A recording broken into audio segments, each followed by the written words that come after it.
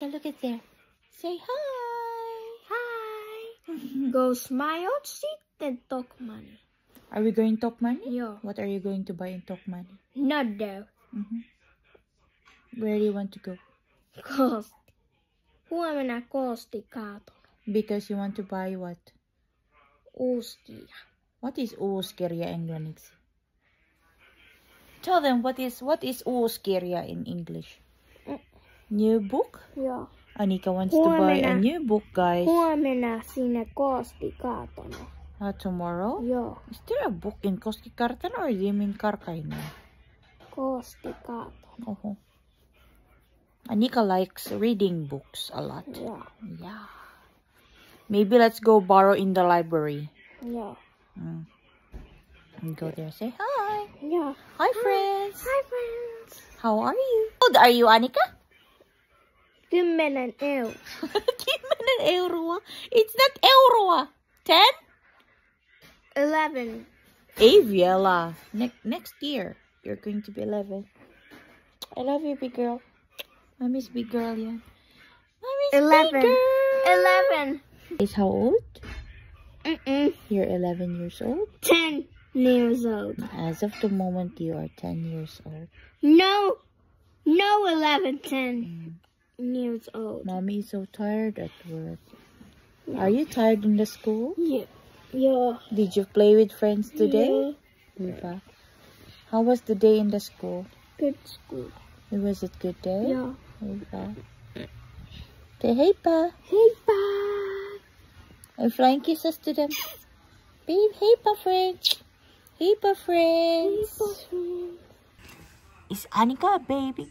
No. Because you are a big girl. Are you sure? Yeah. 1%? 100%. 10 years old. You're 10 years old. 10 €. It's not euroa. She's always saying euroa for it. So just Euro is coins. Euro is coins. It's money. It's years old. Vuota. Kimmenen vuota. 10 €. It's a kimmenen euro. It's euro raha. Yeah, euro on raha. Euro on? Raha. Raha.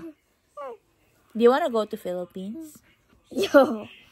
Yo is yes. Do you want to see Grandma? Yes. You tell our friends, hey friends. Hey friends. Like and subscribe.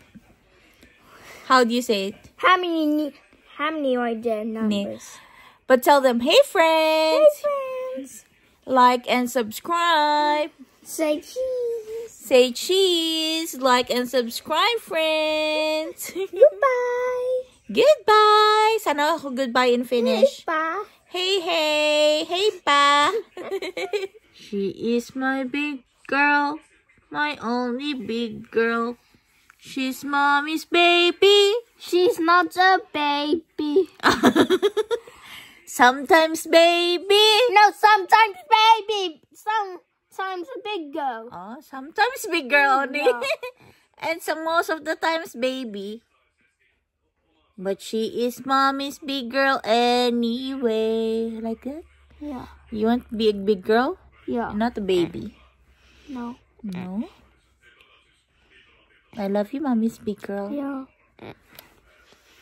Mommy's big girl, yan. No? Yeah. Look at Mommy's nose. It's so short. Long nose. You have nice nose. How about Long Mommy's nose? nose. Is it nice? Yeah. Is Mommy's nose ugly? No. No. Pretty. It's pretty. Say, my nose is pretty. Nose are pretty. No, our noses are pretty. What do you pray to Jesus, Anika? Jesus, give us. Give us a what? Misogyna. Huh? What do you pray to Jesus? Jesus? Jesus, To give you what? give you what? Give you what? Give you a? A baby bug. Oh. Let's pray to Jesus. We hope Jesus will give us a baby brother. You're not baby sister? Don't like? No. Why? Baby boy only? But you are my baby. Long nose. Oh, mommy's nose now long.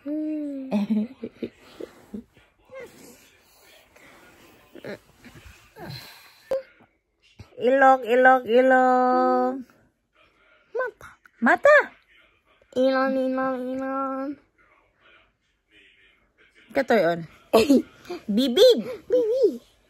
Ilong, ilong, ilong. What is this one? Buhok. Ilong, ilong. Where's your nose? Where's your nose? Tuwa. Tuwa lang. Ilong, So, ilong. finish yun eh. Ilong, ilong, ilong. How about this one?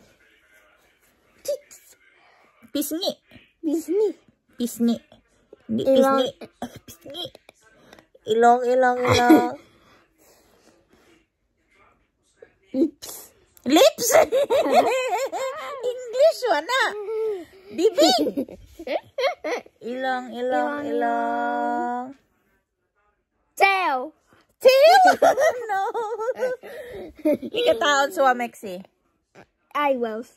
Eyebrows. That's it. Englanixi. Suwamexi mikataon. Bebla.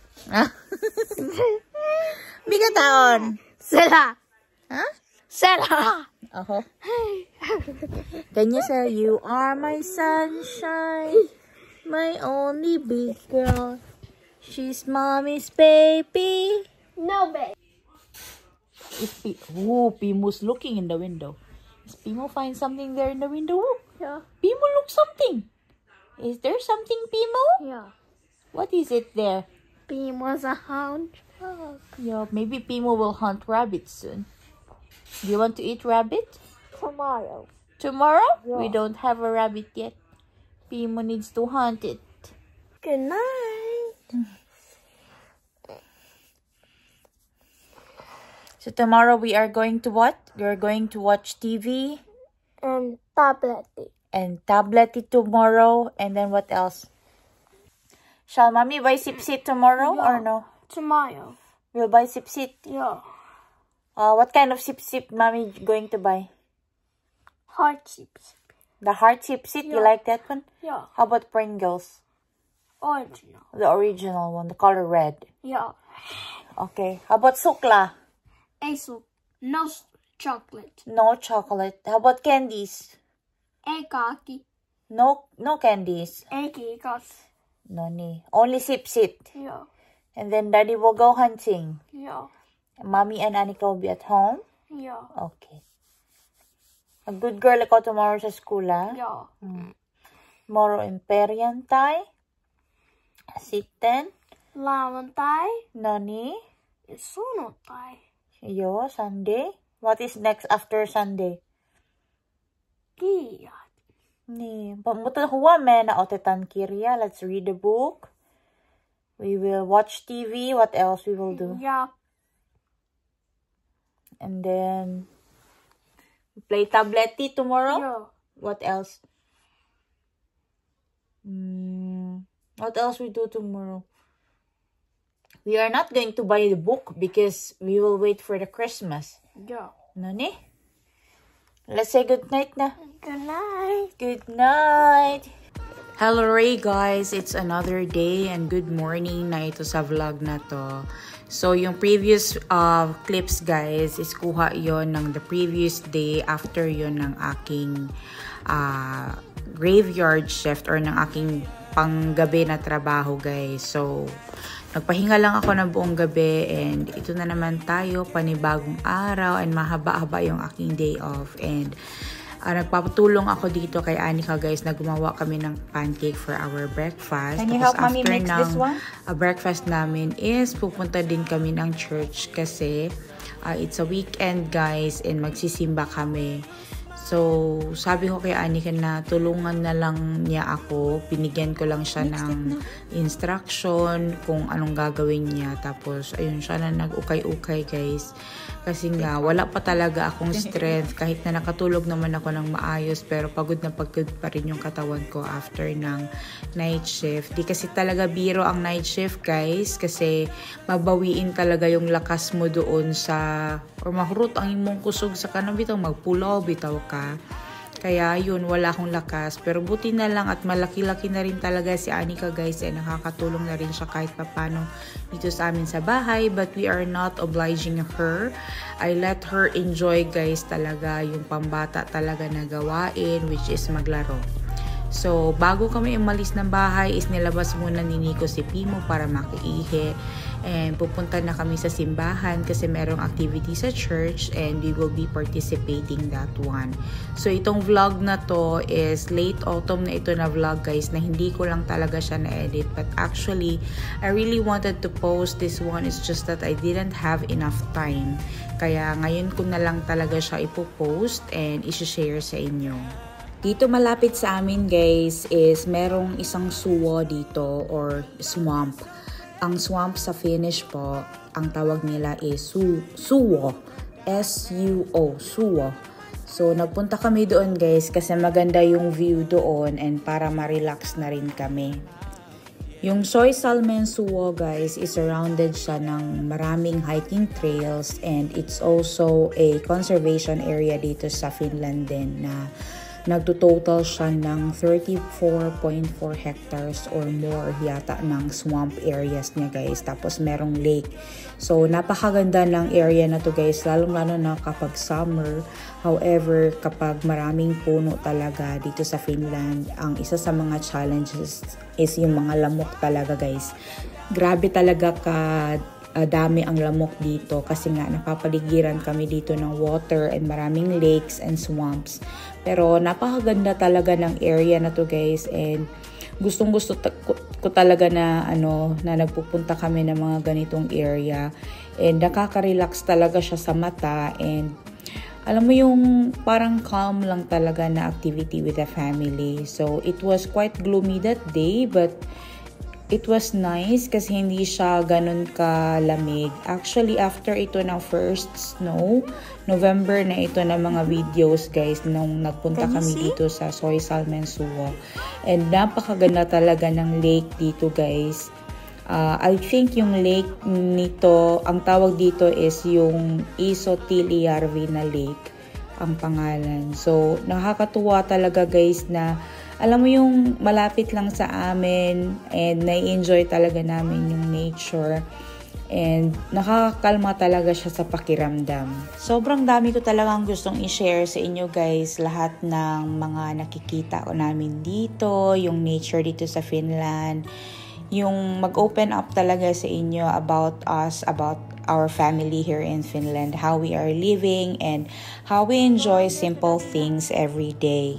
Yung buhay natin guys, alam mo, napaka-simple lang naman. We just need to live it like every day and just very simple and enjoy lang kung anong meron tayo. Yun lang naman yun.